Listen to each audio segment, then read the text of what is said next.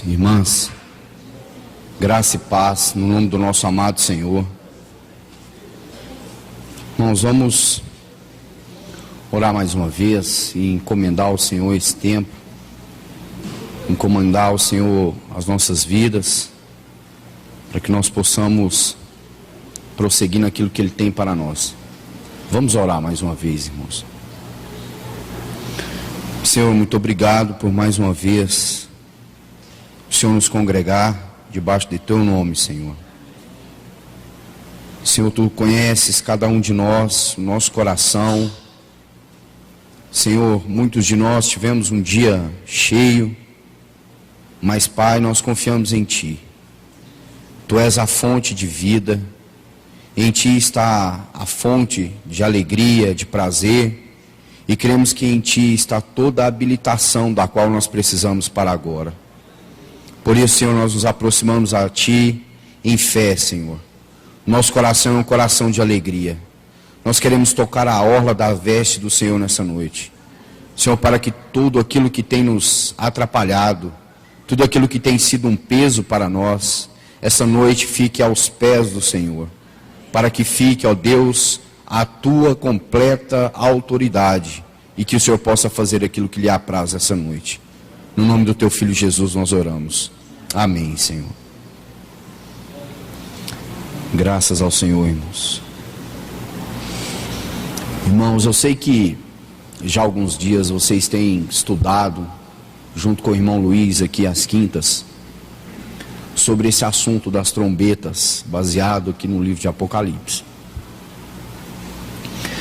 Irmãos, particularmente já há uns 6 anos,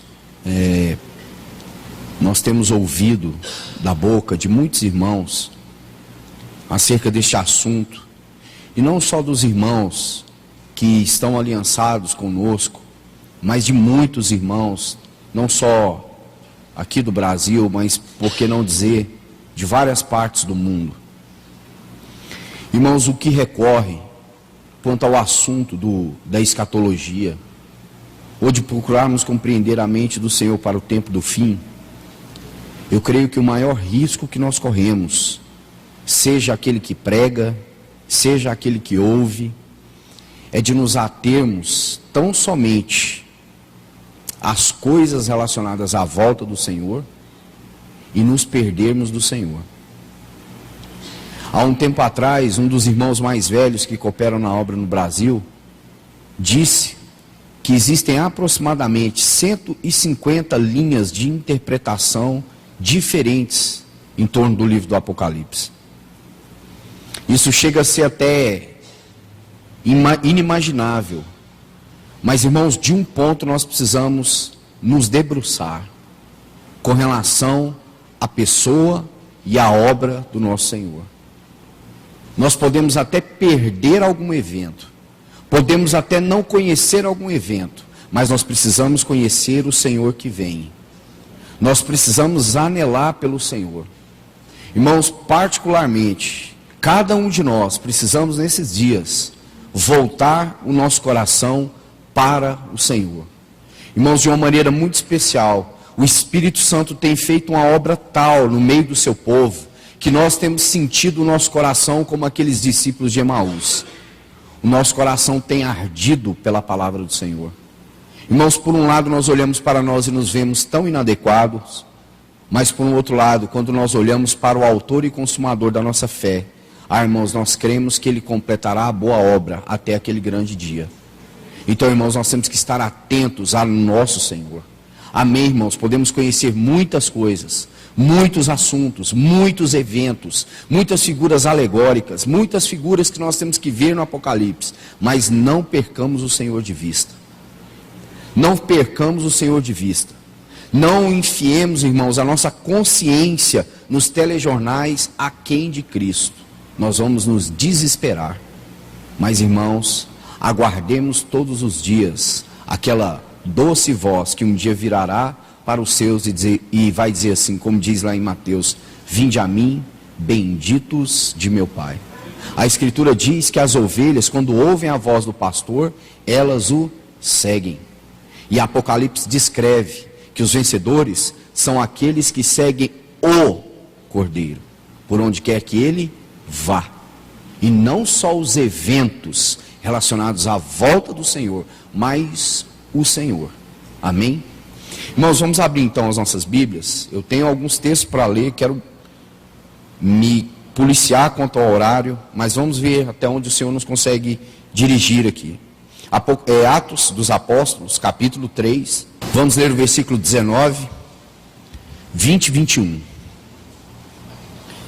Diz assim: arrependei-vos, pois, e convertei-vos, para serem cancelados os vossos pecados, a fim de que da presença do Senhor venham tempos de refrigério. Algum dos irmãos tem uma expressão aqui que diz tempos de nova força espiritual. Alguém tem essa versão aí?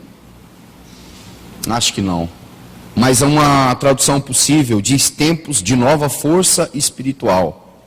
E que envie ele o Cristo, que já vos foi designado Jesus, ao qual é necessário que o céu receba até os tempos da restauração de todas as coisas, de que Deus falou por boca dos seus profetas desde a antiguidade. Ainda, primeira epístola de Paulo aos Coríntios, capítulo 15, e o versículo de número 24. E então virá o fim, quando ele entregar o reino ao Deus e Pai, quando houver destruído todo o principado, bem como toda a potestade e poder. Então virá o fim, quando ele entregar o reino ao Deus e Pai, quando houver destruído todo o principado, bem como toda a potestade e poder. Irmãos, quando nós lemos aqui o livro de Atos, capítulo 3, você sabe que Pedro faz esse discurso depois daquele milagre com aquele coxo na porta do templo, na porta formosa. Esse milagre ele é muito sugestivo, irmãos, porque ele é o primeiro milagre depois da visitação ou do derramamento do Espírito Santo para dentro da igreja. Esse milagre ele é muito importante porque ele mostra para nós qual é o papel da igreja. Diz a Escritura que esse homem era um homem coxo de nascença. Então ele chega para Pedro e João para pedir aquilo que ele pedia todo dia, que era a sua esmola diária. Mas então Pedro e João diz, virando para ele, que eles não tinham ouro e nem prata, mas o que eles tinham, eles estariam o dando. Então disseram, em nome de Jesus o Nazareno, toma o teu leito e anda. Porque esta é a missão da igreja. Colocar de pé aqueles que são coxos desde o seu nascimento. A missão da igreja, irmãos, é transmitir vida onde há morte. É resplandecer luz onde há trevas. É colocar de pé aquilo que está caído. É proclamar a verdade no meio da confusão. É levantar o nome do Senhor. Como diz Paulo escrevendo aos Filipenses, é sermos luzeiros no meio de uma geração corrupta. Esse milagre tem muito a nos ensinar. Mas então, Pedro faz um discurso, e a partir do versículo 19, ele conclui, já concluindo o seu discurso, ele diz para que a mensagem deles era essa: que todo o povo pudesse se arrepender e converter, para serem cancelados os seus pecados, a fim de que da presença do Senhor venham tempos de refrigério, venham tempos de salvação, venham tempos de nova força espiritual. Pedro está apontando para aquele dia, e ele diz que ele envia o Cristo, que já vos foi designado Jesus, o qual é necessário que o céu receba ou retenha até os tempos da restauração de todas as coisas, de que Deus falou por boca dos seus santos profetas desde a antiguidade. Pedro está dizendo que é necessário que os céus ainda detenham, ainda retenham o Senhor até o tempo da restauração de todas as coisas.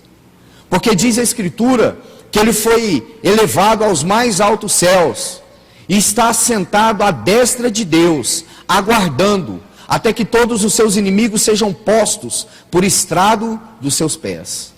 Irmãos, o que Pedro diz está amplamente apoiado por aquilo que Paulo diz em 1 Coríntios capítulo 15, versículo 24. Paulo diz que o fim de todas as coisas é quando o nosso Senhor devolver o reino ao seu Deus e Pai. É quando ele vencer, triunfar de todos os seus inimigos e recuperar tudo aquilo que era a vontade de Deus em Cristo Jesus, da qual o primeiro homem foi incumbido dessa tarefa de guardar, de cultivar o jardim, de manifestar o caráter de Deus na terra. E o homem falhou, mas em Cristo Deus recupera tudo isso. E Paulo diz que o fim se dará quando o nosso Senhor entregar às mãos do nosso Deus e Pai o reino. O que é o reino? O reino, irmãos, é muito mais do que um assunto geográfico. O reino é um assunto espiritual.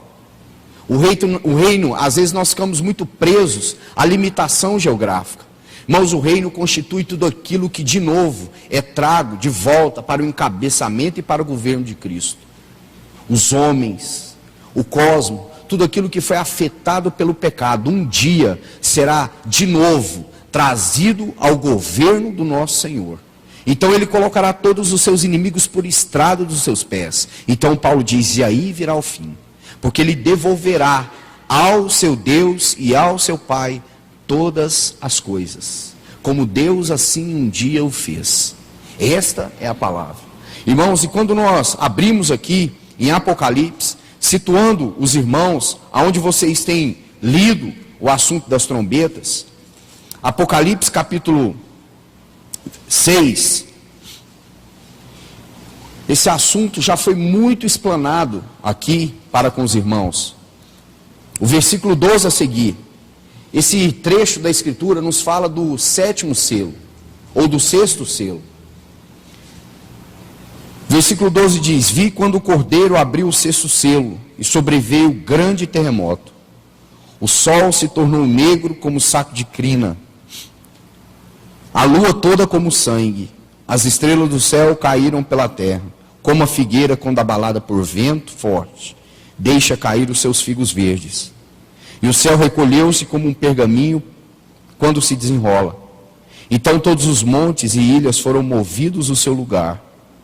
Os reis da terra, os grandes, os comandantes, os ricos, os poderosos, e todo escravo e todo livre se esconderam nas cavernas e nos penhascos dos montes, e disseram aos montes e aos rochedos, caí sobre nós, e escondei-nos da face daquele que se assenta no trono e da ira do Cordeiro. Irmãos, eu sei que muitos de vocês têm ouvido falar sobre essas luas de sangue, que é um sinal claro da parte de Deus, diretamente e em primeira instância apontando para Israel, mas também apontando para o tempo do qual nós estamos vivendo. Você se lembra?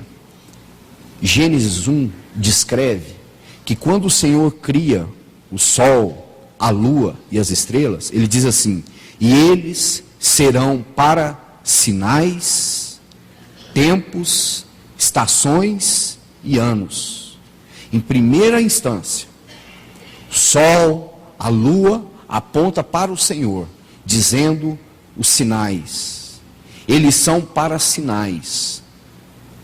Irmãos, você sabe que o primeiro evento relacionado à lua de sangue se deu no ano de 1492, quando o povo judeu foi espalhado desde a Espanha. Nesse meio tempo também, diz a história, Cristóvão Colombo chega às Américas e há então a dispersão do povo de Deus, 1492. Depois, esse evento se repete no ano de 1948, quando Israel é de novo reconhecida como nação e eles voltam a ter um Estado judeu reconhecido. E também no ano de 1967, durante a Guerra dos 6 Dias, quando Jerusalém é de novo incorporada ao território de Israel. Agora eles não são apenas só uma nação, mas eles têm de novo a sua capital, 1967. 3 luas de sangue. Depois nós temos 2 eventos no ano de 2014 e 2 eventos agora no ano de 2015. Se eu não me engano, de setembro está previsto para 28 ou 29. Irmãos, especialmente falando, eu creio que os sinais relativos à volta do Senhor, em primeira instância, o Senhor tem um compromisso com a sua igreja, mas a nação de Israel é um testemunho visível quanto a nós, porque o quadro que se pinta diante de nós, irmãos, é de assustar a velocidade com que as coisas estão acontecendo. Há 5 anos atrás, ninguém poderia falar em Estado Islâmico. Há 5 anos atrás, ninguém poderia imaginar que agora, este mês de setembro, que o governo dos Estados Unidos estão para assinar um pacto, um decreto com o governo do Irã, liberando ou reconhecendo o enriquecimento de urânio por parte daquela nação que só tem um único objetivo: tirar Israel da face da terra. Irmãos, ao que tudo nos mostra, Israel está de novo naquela situação quando Balaão profetizou: eis que eu vejo um povo na terra, povo que habita só. A aliança que Israel tinha com os Estados Unidos está terrivelmente ameaçada. Irmãos, e se de fato isso se concretizar como está, eu vi uma entrevista do presidente dos Estados Unidos, onde ele diz que ou se assina esse decreto, ou se decreta guerra.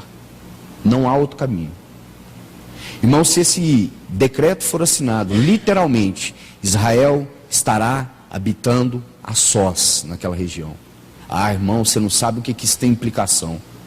Porque quando aqueles exércitos se ajuntarem para a peleja contra Israel, Zacarias capítulo 12 e 14 está profetizado sobre isso. Eles olharão para os céus e verão o sinal daquele que eles crucificaram. Verão as suas feridas nas suas mãos. E eles vão perguntar: que feridas são essas nas tuas mãos? E o Senhor vai dizer para eles: são as feridas com as quais eu fui ferido na casa de amigos. Irmãos, especificamente falando desse ano de 2015, depois do atentado terrorista, aquele jornal francês, nunca houve na história do povo de Israel um regresso tão maciço do povo judeu para Jerusalém. O primeiro-ministro israelense chegou a dizer para eles que eles só tinham um lugar de habitação na terra, que eles então voltassem para a sua terra. Irmãos, que sinais nós temos diante de nós, rápidos demais. O que às vezes nos intriga, irmãos, quando nós olhamos para a Escritura, que o Senhor diz que a sua vinda se daria como foi nos dias de Noé. Os homens casavam, davam-se em casamento, estavam cuidando das suas coisas. Quando eles julgaram desapercebido, o Senhor veio e julgou a terra. Agora, irmãos, quando nós olhamos para este 6º selo, você sabe que você precisa estudar esses selos, trombetas e taças com muito cuidado, porque eles são como que o esqueleto aqui do livro de Apocalipse. Se nós conseguirmos ter uma compreensão adequada de selos, trombetas e taças, nós vamos poder caminhar de maneira mais plana, de maneira mais ordenada dentro da revelação desse livro. Mas, irmãos, o que nós precisamos entender, e o que eu quero deixar com os irmãos essa noite, é que há uma agitação normal das ondas. Irmãos, Daniel viu isso, Ezequiel viu isso, João viu isso, Lucas falou disso, o Senhor falando, Lucas registrou.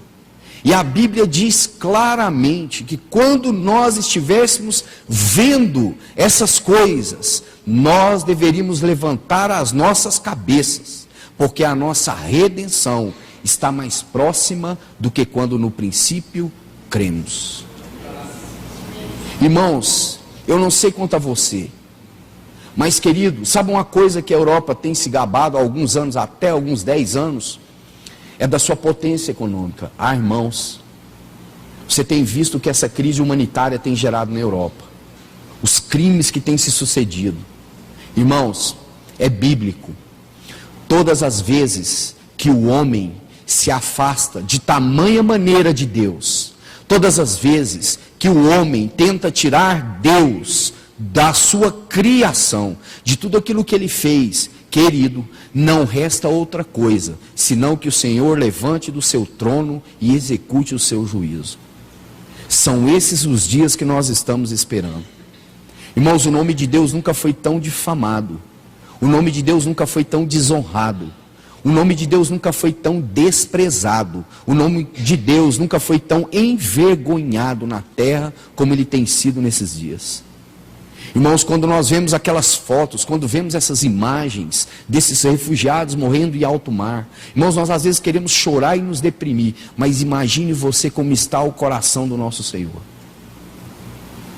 Imagine você como Ele está assentado no trono agora, vendo todas essas coisas. Irmãos, não há outro caminho. O Senhor precisa levantar e fazer juízo pelo seu nome. E isso se dará muito mais depressa do que nós estamos imaginando. Irmão, sabe qual é o sentimento que eu tenho? Eu estava compartilhando isso com o irmão outro dia. Nós estamos sendo vomitados dessa terra, irmãos. Não tem mais lugar para nós aqui. Irmãos, nós não podemos sair com os nossos filhos nas ruas. Nós não podemos frequentar os parques. Nós não podemos ir no shopping. Nós não podemos dizer nem ao menos que um homem e uma mulher constituem uma família. Não há lugar para nós. Nós estamos sós. Só temos uns aos outros e o Senhor. Então, irmãos, o Senhor tem que vir julgar essa terra. Olhe então aí Apocalipse capítulo 5. Para que nós então tenhamos uma visão disso que eu quero deixar para os irmãos. Versículo 1, João diz assim: vi na mão direita daquele que estava sentado no trono um livro, escrito por dentro e por fora, de todo selado com 7 selos. Vi também um anjo forte que proclamava em grande voz: quem é digno de abrir o livro e de lhe desatar os selos? Ora, nem no céu, nem sobre a terra, nem debaixo da terra, ninguém podia abrir o livro, nem mesmo olhar para ele. E eu chorava muito, porque ninguém foi achado digno de abrir o livro, nem mesmo de olhar para ele. Todavia, um dos anciãos me disse: não chores. Eis que o leão da tribo de Judá, a raiz de Davi, venceu para abrir o livro e os seus 7 selos. Irmãos, vamos ler alguns textos, então, como eu havia dito para os irmãos. Abra sua Bíblia comigo, aqui no livro do profeta Daniel, capítulo 7. Esse é um outro precioso livro que nós precisamos ler, irmãos. Precisamos nos debruçar sobre ele. Você sabe que o capítulo 7 de Daniel, Daniel descreve a visão daqueles 4 reinos, daqueles 4 grandes animais. Ele vai falar do Império Babilônico, representado aí pelo leão, pelo Império Medo-Persa, representado pelo urso, pelo leopardo, representando o Império Grego. E quando ele chega no versículo 7, ele diz assim: depois disto, eu continuava olhando nas visões de noite, e eis aqui o 4º animal, terrível, espantoso e sobremodo forte, o qual tinha grandes dentes de ferro. Ele devorava e fazia em pedaços e pisava aos pés o que sobejava. Era diferente de todos os animais que apareceram antes dele, e tinha 10 chifres. Estando eu a observar os chifres, eis que entre eles subiu outro pequeno, diante do qual 3 dos primeiros chifres foram arrancados. E eis que esse chifre havia olhos como os de homem, e uma boca que falava insolências. Agora, irmãos, até aqui o versículo 7. Você precisa ter em conta esse versículo 2 aí do capítulo 7. Olha o que diz aí. Falou Daniel e disse: eu estava olhando durante a minha visão da noite, e eis que os 4 ventos do céu agitavam o mar grande. Irmãos, todas as vezes na Escritura que essa palavra mar aparece, especialmente nos livros proféticos e também em Apocalipse, é uma descrição clara daquilo que são as nações. Para isso, daqui a pouco nós vamos ler Apocalipse 17. Esse capítulo 7 de Daniel precisa estar amplamente junto, colado com Apocalipse capítulo 17, para que você tenha uma descrição completa. Irmãos, dentro dos escritos escatológicos, o Espírito Santo tem uma maneira muito, eu não diria simples, mas bela de trabalhar. Ele primeiro te dá uma visão muito pequena, com alguns detalhes, mas depois, quando ele amplia essa visão, ele faz isso em revelação. Então Daniel está dizendo que todas as visões que ele teve acerca daqueles reinos, era um vento que estava sendo soprado do céu, e esse vento que soprava do céu, agitava o grande mar. As nações estavam agitadas. Então você tem todas essas descrições desses impérios. Mas observe o que ele diz no versículo 9. E esse deve ser a nossa atenção. Esse é o nosso foco, assim como foi com Daniel. Continuei olhando, até que foram postos uns tronos. Irmão, você não leu essa palavra trono antes desse versículo. Porque trono fala de autoridade. Trono fala de governo. Trono fala de poder.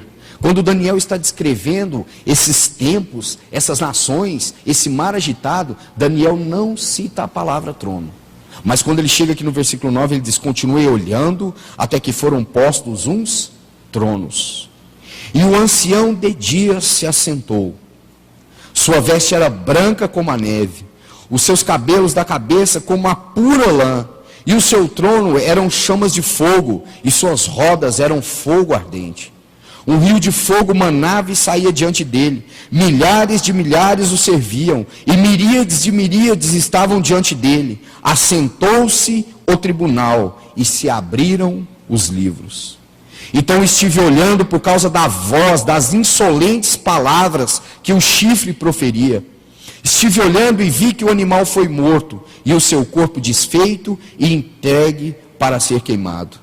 Quanto aos outros animais, foi-lhes tirado o domínio. Todavia, foi-lhes dada prolongação de vida por um prazo de tempo. Eu estava olhando nas minhas visões da noite, e eis que vinha com as nuvens do céu, um como o filho do homem, e dirigiu-se ao ancião de dias, e o fizeram chegar até ele. Foi-lhe dado domínio e glória, e o reino, para que os povos, nações e homens de todas as línguas o servissem. O seu domínio é domínio eterno, que não passará, e o seu reino jamais será destruído. Irmãos, o que Daniel está dizendo é que, embora as nações estavam agitadas, ele teve a visão de um trono. E esta visão que Daniel tem está muito próxima daquilo que Ezequiel também viu. Abra comigo aqui no capítulo 1 do profeta Ezequiel. Irmãos, até o versículo 25, ele vai fazer uma descrição sobre essa visão das 4 rodas. Uma figura que fala da vida do nosso Senhor humana, apontando para aquelas 4 faces do Senhor, ou os 4 evangelhos. E a partir do versículo 26, ele diz assim: por cima do firmamento que estava sobre a sua cabeça, havia algo semelhante a um trono, como uma safira. Sobre esta espécie de trono estava sentada uma figura semelhante a um homem. Irmão, você percebe que aquilo que João viu está declarado na Escritura por meio do profeta Ezequiel, por meio do profeta Daniel. Eles viram o mesmo que João viu. Irmãos, e quando nós abrimos a Escritura, sabe o que Paulo diz? Que nós estamos assentados com Cristo nas regiões celestiais. Meu querido, então aonde que nós estamos olhando? Nós estamos preocupados com o mar agitado, ou nós estamos olhando para onde o Senhor nos levou? Para onde o Senhor nos está nos conduzindo, como diz o escritor aos Hebreus? Levando, conduzindo muitos filhos à glória. Observe, irmãos, que embora o mar esteja agitado, há um trono nos céus. Nada está jogado, nada isso é do acaso, nada isso está ao além. Diz a palavra de Deus que há um trono nos céus.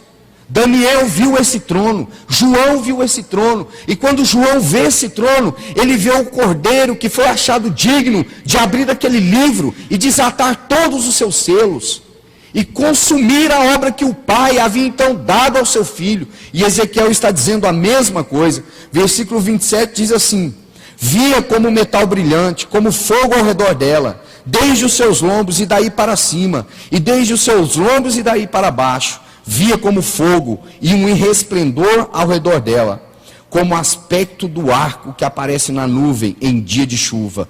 Assim era o resplendor em redor. Esta era a aparência da glória do Senhor. Vendo isso, caí com o rosto em terra e ouvi a voz de quem falava. Então, irmãos, a situação que Ezequiel vê é a mesma que Daniel vê, com alguns pormenores, mas você vai perceber que eles têm visto a mesma coisa. Agora, olhe o versículo 8 do capítulo 2, aí de Ezequiel. Tu, ó filho do homem, ouve o que eu te digo, não te insurja como a casa rebelde, abre a boca e come o que eu te dou. Veja, então vi, e eis que certa mão se estendia para mim, e nela se achava o rolo de um livro. Estendeu-o diante de mim, e estava escrito por dentro e por fora. Nele estavam escritos lamentações, suspiros e ais. Ainda me disse: filho do homem, come o que achares, come este rolo, vai e fala à casa de Israel. Versículo 3, e me disse: filho do homem, dá de comer ao teu ventre, e encha as tuas entranhas deste rolo que te dou. E eu comi, e na boca me era doce como mel. Irmãos, perceba que Ezequiel tem uma visão daquele mesmo livro, mas Ezequiel não recebe a visão de que os selos estavam abertos, mas o Senhor está dizendo para ele tomar aquele livro e comer aquele livro, porque aquele livro fala dos propósitos de Deus, do governo de Deus, fala da mente de Deus, da vontade de Deus, daquilo que Deus quer fazer, irmãos, nesse tempo do fim. A Escritura diz que os sinais seguiriam os que creem. Irmãos, porque a igreja é depositária da verdade de Deus. Irmãos, nós somos os veículos pelos quais Deus dá a conhecer o seu caráter na sociedade onde nós vivemos, em torno daqueles que estão perto de nós. Nós somos aqueles que devem carregar a imagem de Deus, a imagem daquilo que é celestial. Paulo, escrevendo aos Coríntios, diz assim: que Deus que disse, das trevas resplandecerá a luz, e Ele mesmo resplandeceu em nosso coração, para a iluminação do conhecimento da glória de Deus, na face de Cristo. E sabe o que Paulo diz? Temos, porém, esse tesouro em vasos de barro, para que a excelência do poder não seja nossa, mas de Deus. Ou seja, queridos, Deus nos escolheu para esse tempo, para manifestar a sua glória, a sua autoridade, para manifestar o seu caráter santo, para manifestarmos a sua palavra. Assim como Ezequiel viu o Senhor assentado naquele trono, e o Senhor disse para ele: come esse livro, coloque esse livro nas tuas entranhas. O que o Senhor diz para nós, irmãos: guarda a palavra, guarda o bom depósito, alimenta da palavra, viva da palavra, seja a palavra o nosso viver. O Senhor Jesus diz assim: as palavras que eu vos tenho dito são espírito e são vida. Irmãos, por que elas são espírito e vida? Porque nós precisamos ser vivificados, e a única vida que pode nos trazer vida é a vida do Senhor brilhando mais plenamente dentro de nós. É a vida do Senhor crescendo, irmãos. É a vida do Senhor expandindo dentro de nós, por meio do Espírito e por meio da palavra. Irmãos, quantas vezes, quando Paulo vai descrever, nessa mesma passagem de 2 aos Coríntios, ele diz que muitas vezes se encontrava perplexo, fraco, abatido. Mas ele diz também, porém nunca destruído. E ele diz mais: ainda que meu homem exterior se corrompa, o homem interior se renova de dia em dia. Sabe por quê, irmãos? Nós fomos salvos numa esperança. A nossa esperança, irmãos, é que de glória em glória nós viemos contemplando o Senhor e sejamos transformados na sua própria imagem. Irmãos, porque o que diz a Escritura é que naquele dia, o que nós estamos vendo hoje de maneira tão defeituosa, nós somos como aquele cego que não via nada, e o Senhor impôs as mãos sobre ele, e ele disse assim: agora eu vejo os homens como árvores. Agora ele é míope, e míope é melhor que cego. Mas, irmãos, um dia diz a Escritura que nós veremos o Senhor como Ele é, E assim como Ele é, também nós o seremos, porque, irmãos, é vergonhoso, é humilhante para nós que o Espírito do Deus eterno habite em vasos de barro, habite em homens como eu e como você. Mas sabe por que aprove a Deus fazer isso? Irmãos, porque aprove a Ele salvar as coisas loucas, as desprezíveis, as que não eram nada, para confundir os que são, para confundir os poderosos, para confundir os que se julgam que ser alguma coisa. Irmãos, o Senhor nos trouxe para esse tempo. Queridos, quando nós abrimos a epístola ou a carta à igreja em Filadélfia, sabe qual a característica daquela igreja? Ela é uma igreja que tem pouca força espiritual. Irmãos, essa não tem sido a característica sua, essa não tem sido a nossa característica. Irmãos, se o Espírito Santo não soprar em nós, no meio do povo de Deus, de maneira poderosa nesse tempo do fim, queridos, vai ser um fardo para nós, porque nós temos que passar tantas coisas, nós ainda temos que cuidar de tantas coisas. Irmãos, ainda há entes queridos nossos, familiares, que resistem ao Senhor. Irmãos, isso consome o nosso coração, isso consome a nossa paciência, quando nós vemos pessoas morrendo, irmãos, sem obedecer o Evangelho, sem crer no Evangelho, quando nós vemos jovens se perdendo nesse mundo, se perdendo nas drogas, se perdendo na prostituição. Mas, irmãos, saiba de uma coisa, creia nisso. Noé, quando preparou aquela arca, o Senhor diz para ele fazer a arca, e diz para ele colocar todos os animais, e ele colocou também toda a sua família. Significa, irmãos, que em Cristo nada vai ficar para trás, nada, irmãos, nada. Nós precisamos confiar que aquele que se assenta no trono governa todas as coisas, governa as coisas mínimas, as visíveis, as invisíveis. Ele tem autoridade sobre potestades, ele tem autoridade sobre poderes. Nada pode passar incólume aos seus olhos. Então, irmãos, as nossas causas, tudo que diz respeito a nós, tudo que diz respeito às grandes coisas que Deus tem que fazer, estão amplamente seguras naquele que está sentado no trono.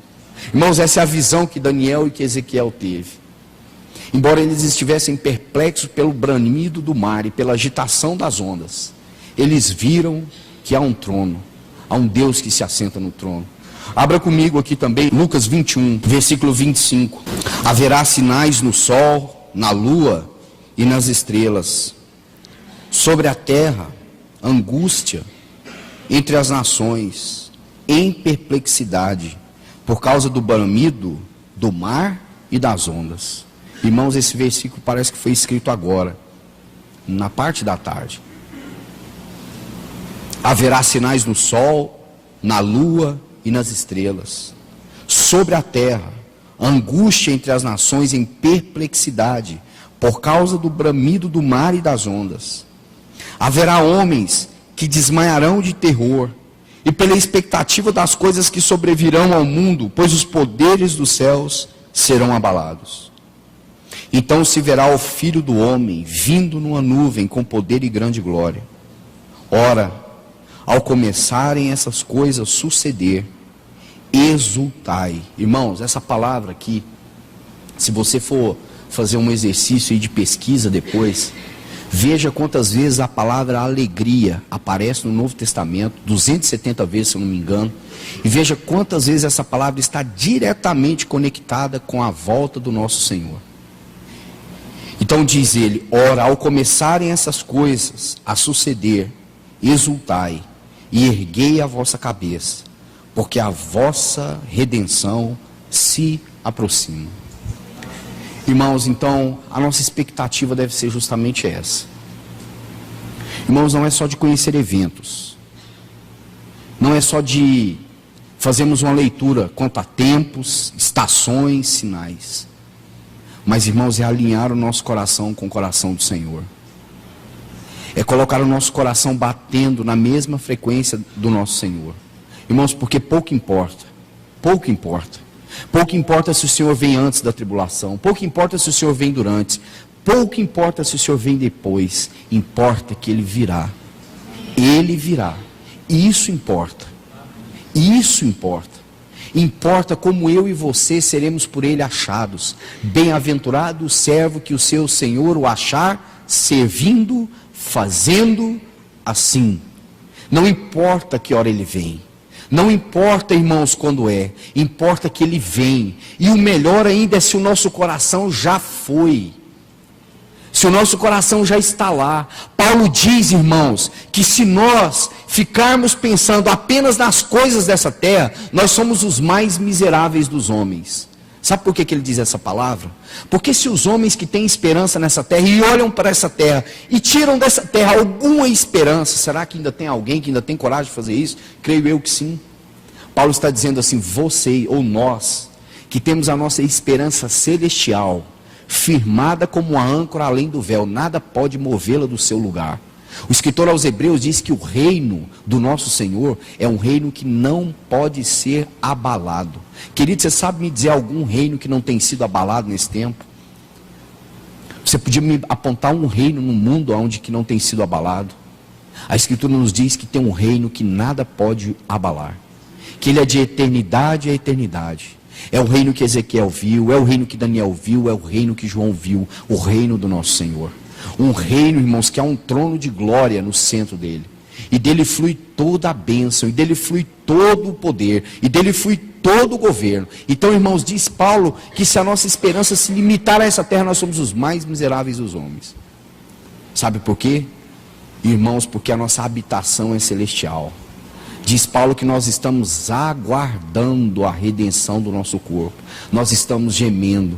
Irmãos, para que o Espírito Santo possa de fato habitar na sua habitação celestial.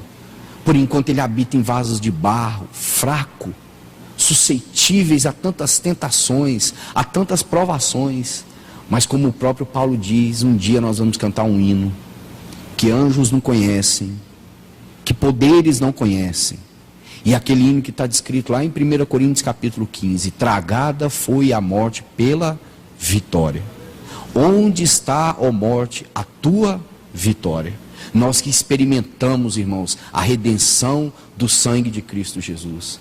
Irmãos, quantas coisas nós ainda temos que ver quanto a esses assuntos. O quanto nosso Senhor tem estado a passos, irmãos, cada vez mais apressados em direção à tua igreja. Querido, que o nosso coração já possa se desprender, irmãos. Que o nosso coração já possa subir à presença dele. Irmãos, que quando lemos aquela parábola do trigo e do joio, possamos entender que o trigo não é apenas um sinal de conversão e de obediência, mas é um sinal de preparo. De preparo. Você está pronto, querido? O Senhor vem colher a vinha que ele plantou. Ele vem visitar a vinha. O salmista pede isso para o Senhor: Senhor, vem visitar a vinha que o Senhor plantou. Os homens, as nações têm zombado do teu nome, mas vem visitar a vinha que o Senhor plantou. Foi o Senhor que plantou, não foi homem que plantou, não foi poderoso dessa terra que plantaram. Irmãos, há um consenso geral. A religião e a política desse mundo vão andar de mãos dadas, até negarem de vez o nosso Senhor. De vez o nosso Senhor. Irmãos, isso começa até mesmo nos meios evangélicos, cristãos. Sabe qual é o fim de todas as coisas que nós estamos vendo? Dessas coisas que se propagam em nome de Cristo? O fim disso tudo é negar o Cristo. É negar que Jesus é o Filho de Deus. E João diz assim, que todo espírito que nega que Cristo Jesus veio em carne, não é outro espírito, senão o espírito do anticristo. Irmãos, que nós possamos caminhar firmes, apressados, aprontados, que nós possamos pedir o Espírito Santo para guardar o nosso coração e aquecer o nosso coração e manter o nosso coração como que um coração de viúva, aguardando a volta do nosso Senhor. Irmãos, a semelhança daquelas virgens loucas, nós precisamos refletir sobre elas, porque de algum modo eu penso que elas deixaram para comprar o azeite amanhã. O azeite acabou, amanhã você compra, né? Às vezes acontece muito isso com a gente em casa. Acabou determinado, você, nossa, esqueci aquilo, amanhã eu compro. Irmãos, mas quando elas saíram para comprar, o movimento era muito antagônico. Diz a Escritura que enquanto elas saíram, o Senhor entrou. Ao que indica, parece que eles se esbarraram na porta, mas o movimento deles estava numa direção completamente oposta.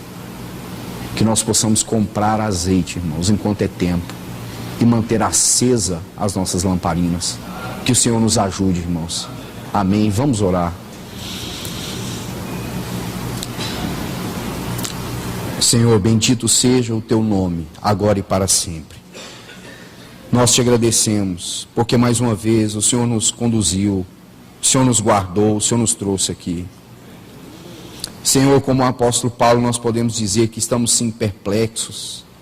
Ó Senhor, temos visto tantas coisas, tanta tribulação, os mares têm se agitado, mas Senhor, nessa noite nós queremos confessar a Ti o que a Tua palavra diz. Senhor, e se ela diz, nós cremos.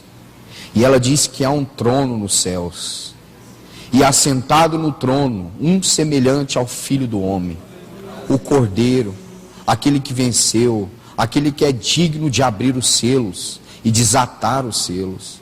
Senhor, é a Ti que nós adoramos nessa noite. Senhor, é a Ti que nós queremos nos prostrar nesses dias. Senhor, nós queremos estar caminhando cada vez mais firmemente para o alvo da nossa fé, o Senhor Jesus. Senhor, livra o nosso coração de distração.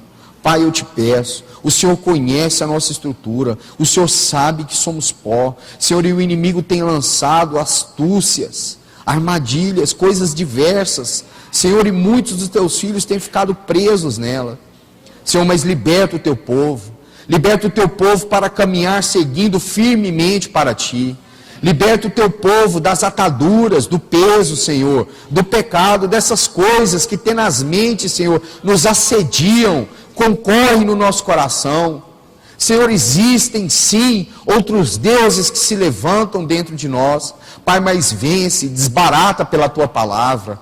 Senhor, limpa pela Tua palavra, cura pela Tua palavra. Senhor, em nome de Jesus, nós não queremos ficar confundidos, mas nós queremos caminhar na certeza, Senhor, de que nós estamos aguardando o Senhor da glória.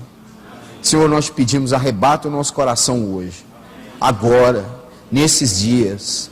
Senhor, nos conecta contigo mesmo, Senhor. Ganha os nossos corações para aquilo que é celestial, Senhor. Tira-nos de ficar olhando apenas para as coisas que são da terra, mas leva a nossa mente a confessar aquilo que é celestial. Senhor, nós te pedimos tudo isso, no nome bendito do Teu Filho Jesus, e confiados na fidelidade do Teu Santo Espírito para todas as coisas. No nome de Jesus, nós oramos agradecidos a Ti, Senhor. Aleluia, Senhor.